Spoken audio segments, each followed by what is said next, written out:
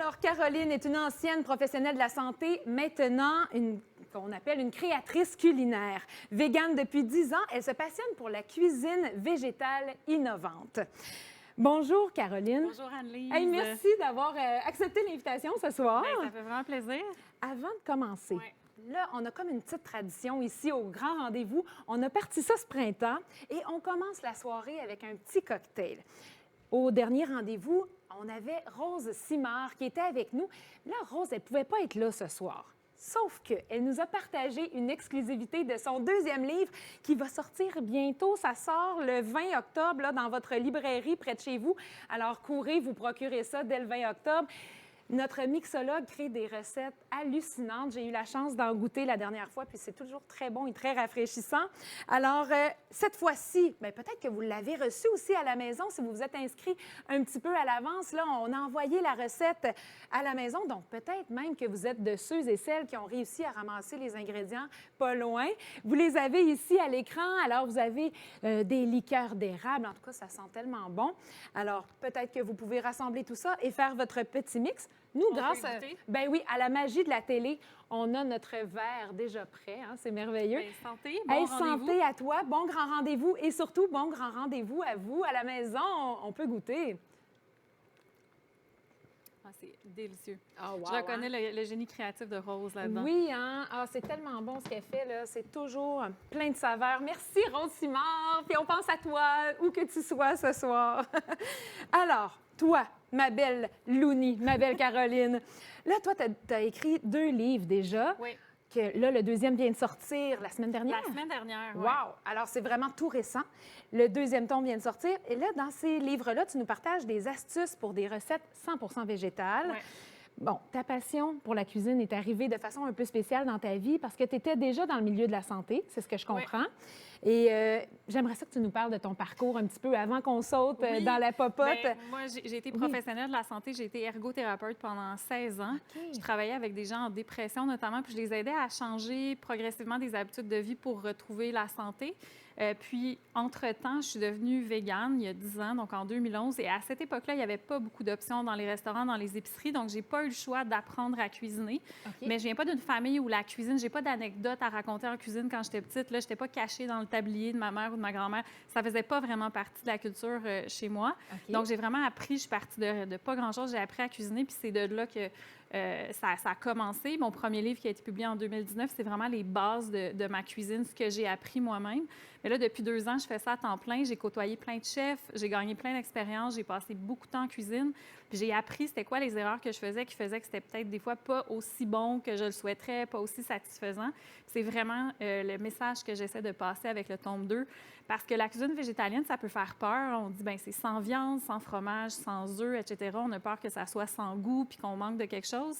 Donc, moi, je me suis fait le devoir de créer des recettes qui sont super satisfaisantes avec des ingrédients quand même accessibles. Là, j'ai préparé un petit quelque chose ce soir. On les a préparés d'avance, la magie de la télé aussi. Oui. Donc, sont ici. En fait, c'est une recette qui est tirée du livre. Donc, les bouchées épicées de chou-fleur avec une petite mayonnaise un peu citronnée. Ce qu'il y a de particulier dans cette recette-là, puis ce que j'aime de cette recette-là, ça incarne bien mon approche en cuisine, en fait, c'est d'aller chercher des ingrédients qu'on a souvent dans l'armoire, mais qu'on ne penserait pas à utiliser. Dans ce cas-ci, la chapelure de ces petites bouchées, c'est vraiment du chou-fleur comme ça que j'ai enrobé d'un appareil liquide qui ressemble un peu à un mélange à crêpes. OK. Puis, pour ce qui est de la chapelure, au lieu d'utiliser du panko, par exemple, bien, au pilon, au mortier, j'ai réduit des céréales, des flocons de maïs, comme des cornflakes, carrément, OK. puis des noisettes aussi, qui sont très riches, très savoureuses, et c'est ça qui fait l'enrobage, en fait, de ces petites bouchées-là. Donc, c'est super satisfaisant. Et puis, je vais servir ça avec une petite mayo citronnée. OK. Puis encore là, puis c'est ce que je vais pouvoir préparer. Je n'ai pas pu tout préparer là, ici, là, Non, sur c'est ça. scène. On n'a pas la grosse émission Non, de c'est cuisine d'une demi-heure, malheureusement. Puis là, ben, je vais partir d'une petite mayo végétalienne du commerce, c'est-à-dire une mayo qui ne contient pas d'œufs. Puis je vais simplement ajouter là-dedans un petit peu de jus de citron. Puis on va fouetter ça, puis on va pouvoir ajouter ça sur nos bouchées de chou-fleur. Donc, ça déjà, là, truc à la maison, là, Ben ça. oui, c'est ce que je regardais. Je t'observais. Mais en fait, une erreur que les gens font souvent puis que j'ai faite longtemps, on a tendance intuitivement à mettre le citron comme ça, mais c'est vraiment dans ce sens-là que ça va. Ah, Si ben, vous avez une chose à retenir là, de ce soir, c'est ça pour va ça être qu'on ça. est là ce soir. Tu sais, quand je dis que j'ai appris beaucoup en 2 ans, là, c'est le genre de Ben petites choses oui. qu'on apprend comme ça. Donc là, j'ai simplement un jus de citron que je vais émulsionner avec ma petite mayo pour faire une sauce, là. Là, j'ai pas rien mesuré. Là. Ça se peut que dans mes On y va proportions, à ça l'œil, soit de pas toute idéal. façon, là. ouais. Oui, exactement. Mais on va rajouter ça en garniture sur nos bouchées, puis un petit peu de menthe fraîche aussi. Donc, c'est une version, en fait, dans mon premier livre, il y avait les fameuses bouchées de chou-fleur buffalo qui sont un peu un clin d'œil aux ailes de poulet. Oui, Tu sais, là, c'est des oui, ailes oui, de oui. chou-fleur, même si on sait que les choux-fleurs ne volent pas. Mais dans ce cas-ci, c'est une version un petit peu plus mature. Tu sais, j'aime penser que c'est un petit peu plus raffiné, là, Ben, comme je trouve ça. ça très, même la présentation avec les petits cure-dents comme ça, là, ça peut même s'offrir Oui, ben c'est dans ça. le temps des fêtes. Il me semble que ça peut quasiment être... Puis là, je vais y Une aller. petite Normalement, recette. j'irai avec une Oui, petite allons-y. cuillère. On va y aller À la vraiment bonne là, à franquette. la bonne franquette, là, vraiment juste en petite garniture comme ça, la sauce. Puis, je vais pouvoir ajouter là-dessus de la menthe fraîche. Oh, wow. Et elle vient de mon jardin. En plus, J'ai l'air d'avoir le pouce vert, mais c'est en fait, ça pousse comme la mauvaise herbe. Littéralement, vrai c'est que la menthe, seule chose ça, que... Oui, ça fait une grosse botte. Hein? C'est ça. Je suis meilleure pour cuisiner les légumes que pour les faire pousser. Donc, simplement, une petite menthe fraîche là-dessus. C'est une bouchée qui est relativement épicée, donc ça va vraiment nous permettre d'aller équilibrer les saveurs. Donc, ça, moi, je ne serais pas gênée de servir ça à la visite Ben non, le samedi soir. là. exactement. Je trouve ça fantastique. Là, est-ce qu'on est rendu à l'étape de Je goûter? pense qu'on peut y goûter. On Je peut vais y goûter à goûter. ça, Donc, certainement. oui. Je vais essayer de Essaye de ramasser un prendre, petit peu. ouais, Oui, c'est c'est ça. ça. La petite sauce. Ah, c'est bon. Vraiment, la noisette ressort beaucoup. C'est excellent. Bien, vraiment, merci.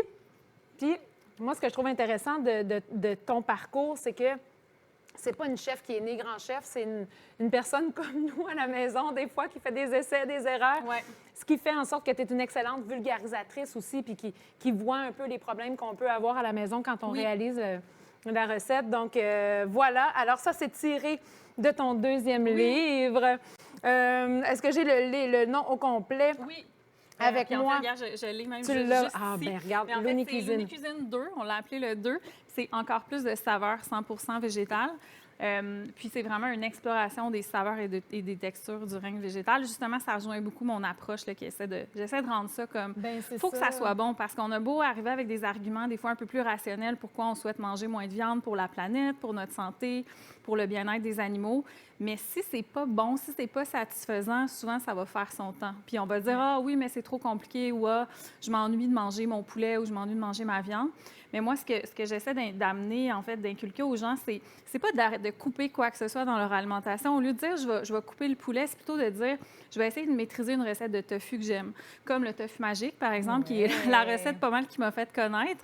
Cette recette-là, ça incarne bien ma vision, en fait, parce que avec cette recette-là du tofu magique, après ça, partout où j'utiliserais du poulet, je pourrais utiliser ça. Donc, j'ai pas besoin de tout repenser ma cuisine. Je peux commencer par ajouter ça au menu. Puis ça marchait tellement que cette recette-là, donc on a décidé de le faire en version prête à manger. Moi, je la fais à la maison, en tout cas. Oui, Ça moi marche aussi, moi très je bien, le fais, oui. puis j'en achète moi-même aussi. Ah, J'achète mon propre produit quand j'ai des semaines chargées. Mais ça incarne vraiment ma vision de la cuisine, justement, qui est de ne pas tout changer d'un coup, parce que si on veut que ça dure dans le temps, il faut que ça soit réaliste, il faut que ça soit accessible, puis surtout, il faut que ça soit bon. Exactement. Donc là, on voit le tofu magique que vous pouvez trouver dans les épiceries, je pense. Hein? Oui, ça se trouve en épicerie. Exactement. Puis même dans le livre, il y a même une recette qu'on peut faire à partir du tofu magique. Oui, donc tout est dans tout. La version qu'on cuisine ou la version qu'on achète si on a envie d'un raccourci. Mais ce sandwich-là est absolument décadent. Ça nous rappelle les petits sandwichs pas de croûte du temps des fêtes au poulet OK. ou les fameuses guédilles au poulet. Moi, je me souviens que je mangeais ça dans Oui. le Maine quand j'étais enfant, en vacances l'été.